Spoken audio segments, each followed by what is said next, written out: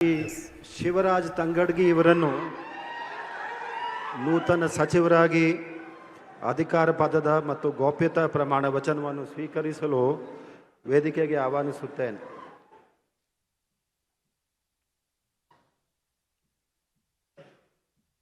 ನಾನು ತಂಗಡಗಿ ಶಿವರಾಜ್ ಸಂಗಪ್ಪ ಎಂಬ ಹೆಸರಿನ ನಾನು ಕಾನೂನಿನ ಮೂಲಕ ಸ್ಥಾಪಿತವಾದ ಭಾರತದ ಸಂವಿಧಾನದ ವಿಷಯದಲ್ಲಿ ನಿಜವಾದ ಶ್ರದ್ಧೆ ಮತ್ತು ನಿಷ್ಠೆಯನ್ನು ಹೊಂದಿರುತ್ತೇನೆಂದು ನಾನು ಭಾರತದ ಸಾರ್ವಭೌಮತ್ವವನ್ನು ಮತ್ತು ಅಖಂಡತೆಯನ್ನು ಎತ್ತಿಡಿಯುತ್ತೇನೆಂದು ಮತ್ತು ಕರ್ನಾಟಕ ರಾಜ್ಯದ ಮಂತ್ರಿಯಾಗಿ ನನ್ನ ಕರ್ತವ್ಯವನ್ನು ಶ್ರದ್ಧಾಪೂರ್ವಕವಾಗಿ ಮತ್ತು ಅಂತಃಕರಣಪೂರ್ವಕವಾಗಿ ನಿರ್ವಹಿಸುತ್ತೇನೆಂದು ಭಯ ಅಥವಾ ಪಕ್ಷಪಾತವಿಲ್ಲದೆ ರಾಗ ದ್ವೇಷವೇ ಇಲ್ಲದೆ ಎಲ್ಲ ಬಗೆಯ ಜನರಿಗೆ ಸಂವಿಧಾನಕ್ಕೆ ಮತ್ತು ಕಾನೂನಿಗೆ ಅನುಸಾರವಾಗಿ ನ್ಯಾಯವಾದುದನ್ನೇ ಮಾಡುತ್ತೇನೆಂದು ದೇವರ ಹೆಸರಿನಲ್ಲಿ ಪ್ರಮಾಣ ಮಾಡುತ್ತೇನೆ ಹಾಗೂ ಶ್ರದ್ಧಾಪೂರ್ವಕವಾಗಿ ಪ್ರತಿಜ್ಞೆ ಮಾಡುತ್ತೇನೆ. ನಾನು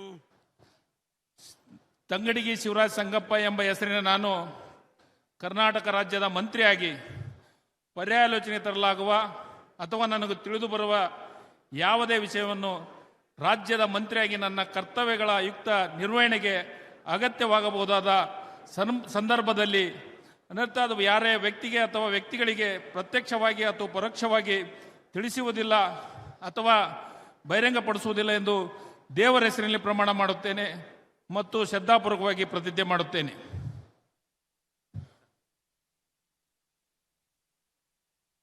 ವಿದ್ಯಾರ್ಥಿ ಸಂಘಟನೆಯಲ್ಲಿ ಸಕ್ರಿಯರಾದಂಥವರು, ಈ 33ನೇ ವಯಸ್ಸಿಗೆ ಕಾಂಗ್ರೆಸ್ ಪದಾಧಿಕಾರಿಯಾಗಿದ್ದಂಥವರು, ಒಂದು ಲೆಕ್ಕದಲ್ಲಿ ಅದೃಷ್ಟವಂತ ರಾಜಕಾರಣಿ.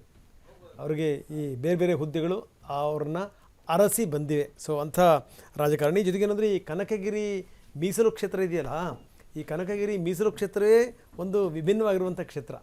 ಸೊ ಇಲ್ಲಿ ಗೆದ್ದಿರುವಂಥವರು ಈ ಮಂತ್ರಿಗಳಾಗ್ತಾರೆ ಅನ್ನುವಂಥ ನಂಬಿಕೆ ಮಧ್ಯದಲ್ಲೂ ಕೂಡ ಇದೆ. ಹಾಗೆ ಆಗಿದೆ, ಇವ್ರ ವಿಚಾರದಲ್ಲಂತೂ ಹಾಗೇ ಆಗಿದೆ.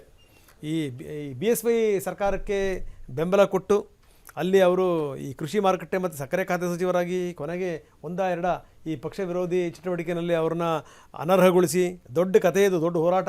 ಅದಾದಮೇಲೆ ಸಾವಾಸವೇ ಬೇಡ ಅಂತ 2013ರಲ್ಲಿ ಮತ್ತವರು ಈ ಮಾತೃಪಕ್ಷಕ್ಕೆ ಬಂದರು, ಕಾಂಗ್ರೆಸ್ಗೆ ಬಂದರು. 13ರಲ್ಲಿ ಕನಕಗಿರಿ ಕ್ಷೇತ್ರದಿಂದ ಸ್ಪರ್ಧೆ ಮಾಡಿದ್ರು, ಮತ್ತೆ ನೆಕ್ಸ್ಟು ಕೂಡ ಅವರು ಗೆದ್ದರು.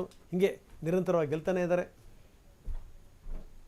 ಸಿದ್ದರಾಮಯ್ಯನವರ ಸಂಪುಟದಲ್ಲಿ ಅವರು ಮಂತ್ರಿಯಾಗಿ ಕೆಲಸ ಮಾಡಿದ್ರು.